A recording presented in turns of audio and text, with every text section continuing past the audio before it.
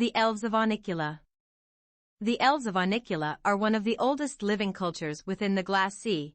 Over 10,000 years ago, a mysterious psychic pulse afflicted nearly every elf within the world of Teria, a strange urge pushing at them to journey towards the Glass Sea and the massive island of Ornicula. Several thousand braved the journey into the southern seas and settled into their new home on the great island, only to be met with conflict by the ancient monstrous races of the Zoraxian Empire who ruled the deserts and jungles throughout the Glass Sea. As they journeyed deeper into the island, the elves found the ancient city of Mystoria, which they carved upon the central mountains of Ornicula. Here they discovered many technological and magical resources that intrigued them. They learned of a powerful ability they called the Elf Song that allows them to communicate with godly beings of an elven pantheon. With this line to the gods opened, the people of Ornicula were able to seal themselves away from the torment of the Zoraxian, and they hid within a magical shroud that confused and sickened any non-elf that journeyed onto the island.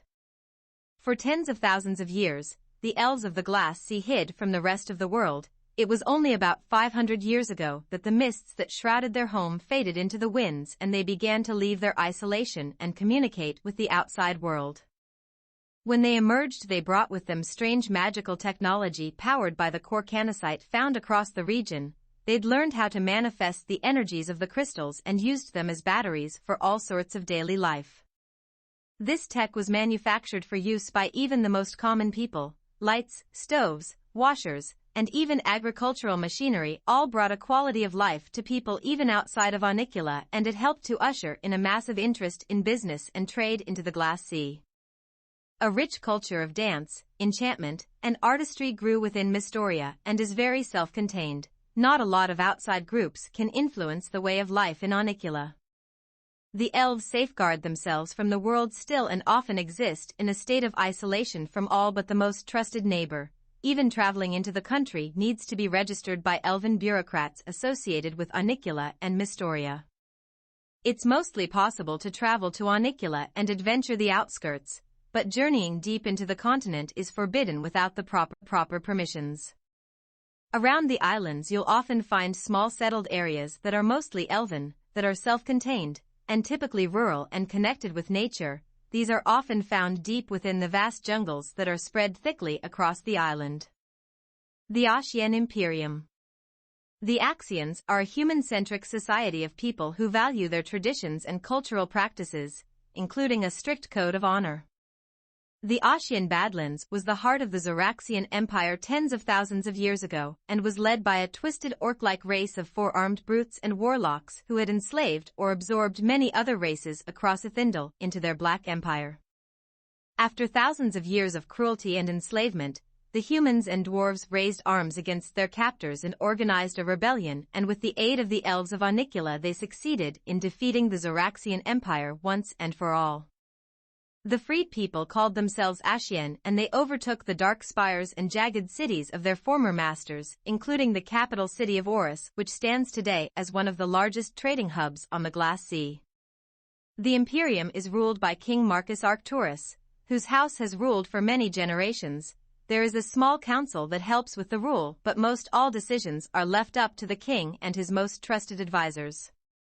There are governors appointed to provinces that divide the empire, each one hand-picked by the king to enforce the strict laws of the Imperium.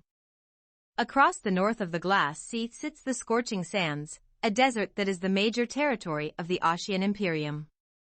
These sands are filled with suspicious ruins, dangerous sandstorms, and criminals and beasts alike. It is a rough land that breeds rougher people.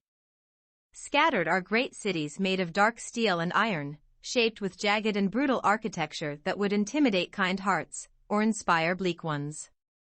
This style is still replicated using the dark iron from deep in the Ashian Mountains. The Imperium is quite culturally diverse, with many different races living within its borders. Many people prefer to speak Ashian, a harsh language said to have been used by the rebels thousands of years ago. While merchant and mining guilds are the most popular, within the cities are many wizened scholars and ancient libraries. There is rampant interest in astronomy and engineering as magical technology continues to grow. The hardened people are often aggressive and disciplined, and this has influenced their powerful military.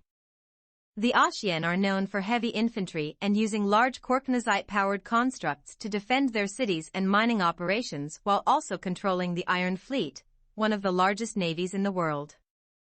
Their infantry are equipped with enchanted black iron weaponry and equipment and are known to use Korknazite to dangerously push the limits of their power. The Ivalisian Megocracy. Ivalicia is a giant jungle to the west of the Glass Sea. It is a powerful and influential megocracy, ruled by Queen Alara Ventarian and a council of 14 masters of the magical arts. Ages ago, a dozen powerful wizard kings waged war against one another with mighty weapons and artifacts. The lands were torn asunder with magic and chaos, life suffered across Ivalicia, and nature slowly withered to dust. The Zaraxian Empire picked at these distraught lands for centuries, playing safe and slow, seeking to take the artifacts of the Wizard Kings when they were most vulnerable. They were successful for a while until the last 5 Mage Kings formed together to push out the Zaraxian infestation, easily taking back their lands with their powerful magic. The small council of 5 Mage Kings grew close as they rebuilt their shattered lands.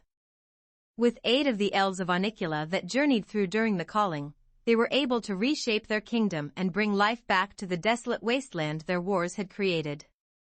Hills rolling down from the massive mountain ranges became dotted with small farms and villages, and dense forests and jungles sprouted wide across the plains. It was centuries of recovery that created the lush lands of Ivalicia today, thought to be more beautiful than they ever were before thanks to the magic of the elves. Ivalicia is home to a wide range of races and ethnicities, including humans, elves, dwarves, and more, each of which has contributed to the unique fabric of Ivalician society. Despite their diversity, the people of Ivalicia are united by a shared history and culture, and they are known for their strong sense of community and cooperation.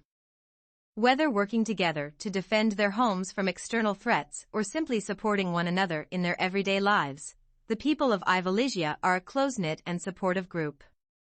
Ivalicia is home to many universities and academies, where students come from all over the world to study magic and other arcane arts.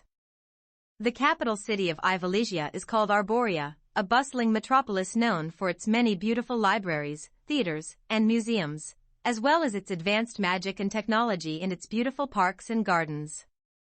It is a beautiful city and a hub of learning and culture. The economy of Ivalicia is based on trade and the production of magical goods and services. The nation is home to many skilled craftsmen and merchants that focus on magical items, and its ports are busy with trade ships from all over the world. Additionally, Ivalicia has a strong focus on agriculture and fishing. The country is known for its abundant crops, including wheat, corn, and apples which are grown rapidly through magical technology. The fishing industry is also a major contributor to the economy, with a variety of seafood being exported to other nations.